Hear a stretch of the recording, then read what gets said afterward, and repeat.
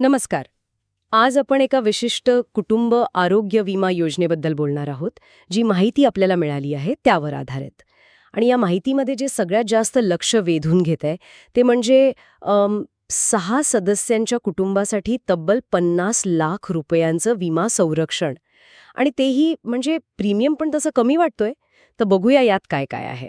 हो, ही जी माहिती आहे ना, ती एका फॅमिली फ्लोटर योजनेबद्दल दिसतीये. Family floater? हो, म्हणजे हे जे 50 लाखांचं कव्हर आहे, ते कुटुंबातले सगळे 6 जण मिळून वापरू शकतात. गरज पडेल तसं. एकाच पॉलिसीमध्ये सगळे कव्हर होतात. अच्छा. मग ह्यात नक्की काय काय कव्हर होते?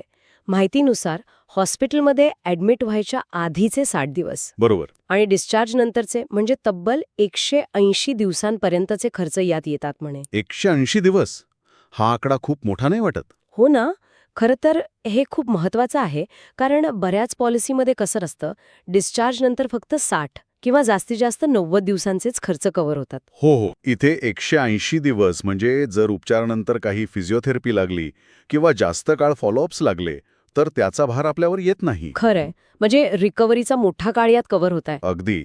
आणि छोट्या शस्त्रक्रिया म्हणजे डे केअर प्रोसिजर्स, माहिती म्हणते की 500 पेक्षा जास्त प्रकारच्या डे केअर शस्त्रक्रिया यात आहेत. पण हे डे केअर म्हणजे काय नक्की? हा चांगला प्रश्न आहे.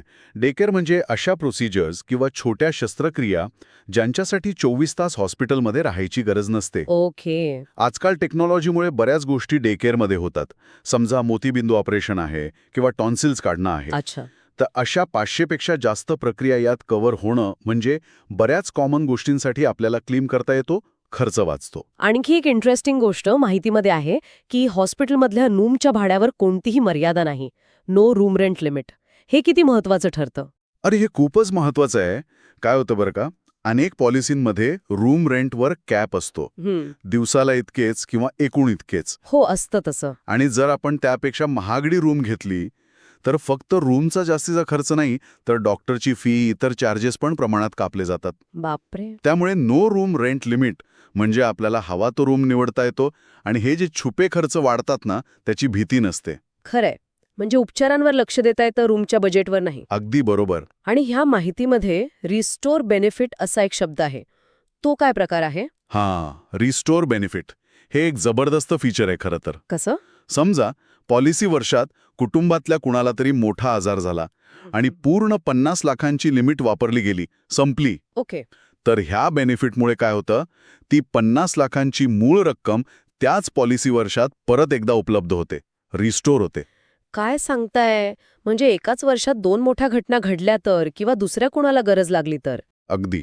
समजा एका व्यक्तीच्या उपचारावर सगळी लिमिट संपली आणि मग दुसऱ्या व्यक्तीला हॉस्पिटलायझेशन लागलं किंवा पहिल्याच व्यक्तीला काही वेगळ्या आजारासाठी परत ॲडमिट व्हावं लागलं, तर ही रिस्टोर झालेली रक्कम वापरता येते. हे तर खूपच भारी आहे. हो. अर्थात ह्याच्या काही अटी असू शकतात, म्हणजे सेम आजारासाठी मिळतं की नाही वगैरे ते पॉलिसी डॉक्युमेंटमध्ये बघावं लागतं. पण मूळ कल्पना हीच आहे की कव्हर संपलं तरी ते पुन्हा मिळू शकतं. बरं. आणि ह्या योजनेचा वार्षिक प्रीमियम अंदाजे 42,000 ते 55,000च्या दरम्यान असेल, असं म्हटलंय 6 लोकांसाठी. हो, तसा उल्लेख आहे माहितीमध्ये. आणि त्यासाठी श्रद्धा इन्शुरन्स सर्व्हिसेसचा एक संपर्क क्रमांक पण दिलाय, 9923851818.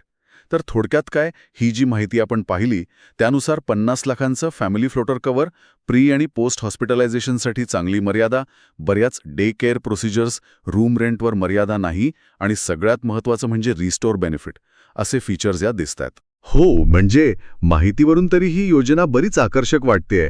पण एक गोष्ट लक्षात ठेवली पाहिजे की ही चर्चा फक्त आपल्याला मिळालेल्या माहितीवर आधारित आहे. बरोबर. कोणतीही पॉलिसी फायनल करण्याआधी बाजारात अजून काय काय उपलब्ध आहे त्यांची तुलना करणं आणि आपल्या कुटुंबाच्या गरजा काय आहेत हे बघणं खूप महत्वाचं आहे. अगदी खरंय. आणि जाता जाता एक विचार करण्यासाठी मुद्दा सोडून जातो. आजकाल वैद्यकीय खर्च इतके वाढले आहेत की फक्त किती लाखाचं कव्हर आहे यावर आपलं लक्ष जातं. हो, बरोबर. सम इन्शर्ड किती आहे तेच पाहतो आपण. पण खरं तर रूम रेंटवर मर्यादा नसणे किंवा रिस्टोर बेनिफिट यांसारख्या गोष्टींमुळे त्या कव्हरची खरी किंमत किंवा उपयोगिता किती वाढते याचा विचार करायला हवा. कारण ऐनवेळीच याच गोष्टी मोठा आर्थिक आधार देतात.